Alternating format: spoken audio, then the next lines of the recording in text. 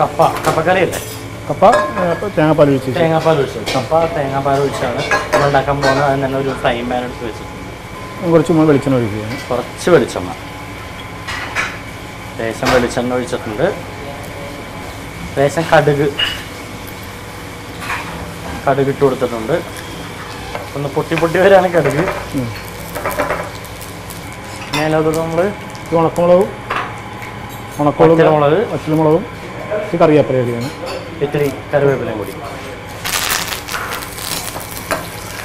ഒന്ന് മൂപ്പിച്ചിട്ടുണ്ട്. ഇതിനകത്തോട്ട് നമ്മൾ ഇച്ചിരി വെളുത്തുള്ളി, പച്ചമുളക്, ചെറിയുള്ളി ഇടുകയാണ്. ചെറുള്ളി നന്നായിട്ട് ഫൈനായിട്ട് അരിഞ്ഞത്. തേങ്ങാക്കൊത്തിട്ടുണ്ട്. തേങ്ങാക്കൊത്തല്ലേ? നമ്മൾ ഇതിൻ്റെ ഒപ്പം ചുവന്നുള്ളി ഇട്ട അപ്പം തന്നെ തേങ്ങാക്കൊത്തും കൂടി ഇടുന്നുണ്ട്.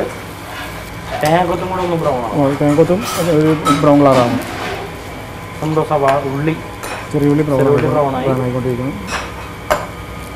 തേങ്ങാക്കൊത്തും ഏകദേശം നമ്മൾ നേരത്തെ അതിനകത്ത് ഉപ്പ് കപ്പയായിട്ട് ബോയിൽ ചെയ്ത് വെച്ചേക്കാണ്. ഉപ്പ് കലക്കിയ വെള്ളത്തിലിട്ട് ബോയിൽ ചെയ്ത് നമ്മൾ കപ്പ വെച്ചേക്കാണ്. അതിനകത്ത് ഇടിയാണ് വേവിച്ച് ചേർന്ന് അതിനകത്തോട്ട് ഇടുക. ഒന്ന് ജസ്റ്റ് ഒന്ന് അടച്ച് ഇളക്കാണ്.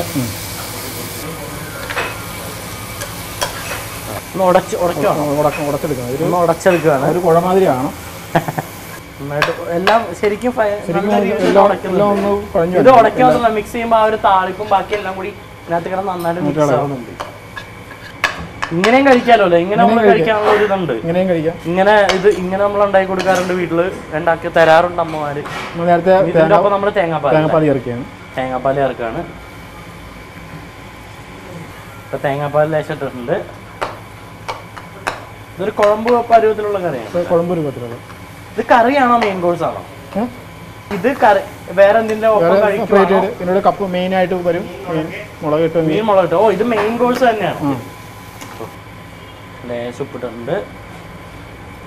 ഇതൊന്ന് നന്നായിട്ടൊന്ന് സോർട്ട് ചെയ്തെടുക്കണം. ഞാൻ ഇളക്കി കഴിഞ്ഞ് കഴിഞ്ഞാൽ മൊത്തം എത്തൂല. അതുകൊണ്ട് തന്നെയാണ് ചേട്ടൻ നോക്കണത്.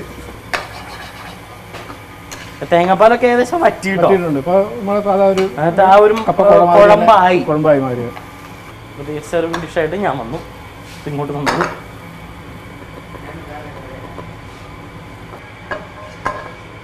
ഇനി അടുത്തത് ചെമ്മീൻ കറി എടുത്തു വെച്ചോ. ഞാനിത് അവിടെ വെച്ചിട്ട് വരാം.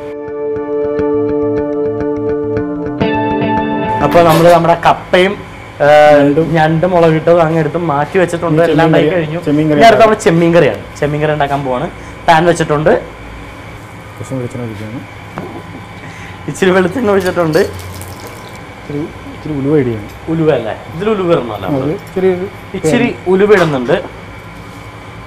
ഉലുവ മുമ്പിക്കുന്നുണ്ട്. ഇച്ചിരി കടുകൊക്കെ ഇടുന്നുണ്ട്. ഇച്ചിരി ഉണക്കമുളകും ഇച്ചിരി വറ്റൽമുളകും കറിവേപ്പിലും കൂടി ഇട്ടിട്ടുണ്ട്. ഇച്ചിരി ചോപ്പ് ചെയ്ത് ഇഞ്ചി ഇടുകയാണ്. ഇച്ചിരി ഇഞ്ചി ഇട്ടിട്ടുണ്ട്. ഇഞ്ചി. ഇതിനടുത്ത് നമ്മൾ വെളുത്തുള്ളി ഇട്ടു. എല്ലാം കൂടി ആ വെളിച്ചെണ്ണയിലിട്ട് കുറച്ച് വെളുത്തുള്ളി അല്ല ചെറിയ ഉള്ളി. എന്താണ്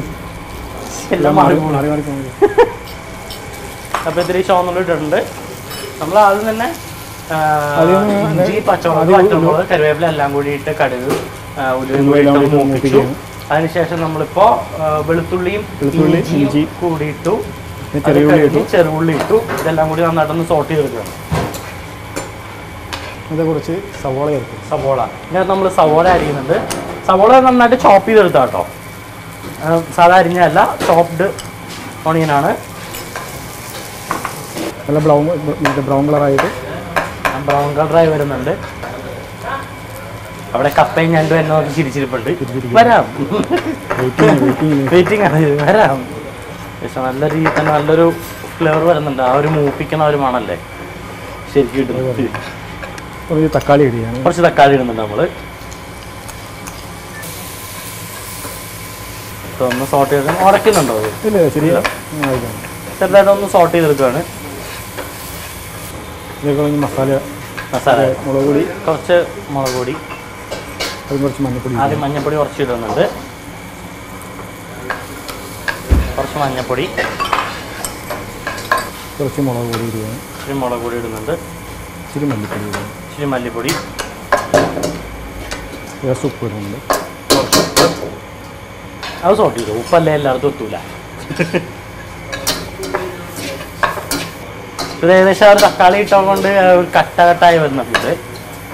നമ്മൾ ഇതിനകത്തോട്ട് ചെമ്മീൻ ഹായ് ഹായ് കണ്ടോ ചെമ്മീൻ ഇത് നേരത്തെ കഴുകി വെച്ചേക്കായിരുന്നു. ആ കാണുമ്പോൾ തന്നെ അറിയാം കഴുകി ക്ലീൻ ചെയ്ത് വെച്ചേക്കാണ്. ഇതൊന്ന് ഇളക്കണോ? ഇളക്കി നന്നായിട്ടൊന്ന് ആ ഒരു മസാലയിലോട്ട് ഇട്ടേക്കാണ്. ഇതെങ്ങനെ വെച്ചേക്കും? ശകലം വെള്ളം ഒഴിക്കാണ്. ഇച്ചിരി ലേശം വെള്ളം ഒഴിക്കുന്നുണ്ട്. ഒന്ന് ഇളക്കുക. ആ ഒരു വെള്ളത്തിൽ കിടന്ന് നമ്മുടെ ചെമ്മീൻ ഒന്ന് പെട്ടെന്ന് ഇച്ചിരി കുടംപുളിയുടെ വെള്ളം ഒഴിക്കുക. ഇച്ചിരി കുടംപുളി വെള്ളം ഒഴിക്കുക. എന്തായാലും ചെമ്മീൻ നമ്മളിതിൽ ഇത്തിരി പുളി വേണമല്ലോ. എന്നിട്ട് ഒന്ന് ചെറുതായിട്ടൊന്ന് ഇളക്കി കൊടുക്കുക. മൊത്തത്തിലൊന്ന് മിക്സ് ആവാൻ വേണ്ടിയിട്ട് അടച്ചു വെക്കുകയാണ്. എത്ര നേരം അടയ്ക്കണം? ഒരു 5 മിനിറ്റ് മതി. 5 മിനിറ്റ്. ഇത് ഇനി വേറെ എന്തെങ്കിലും ചേർക്കാനുണ്ടോ അതോ ഇങ്ങനെ തന്നെയാണോ? ഇനി തേങ്ങാപ്പാൽ ഒഴിച്ച് ഓക്കെ. ഇപ്പോൾ ഇതൊന്ന് കുറച്ച് നേരത്തേക്ക് അടച്ചു വെക്കണം. ചെറുതായിട്ടും തിളച്ച് ആ മസാല കൂടി നമ്മുടെ ആ ചെമ്പിലൂടെ അല്ലേ? അപ്പോൾ തന്നെ എടുക്കാം.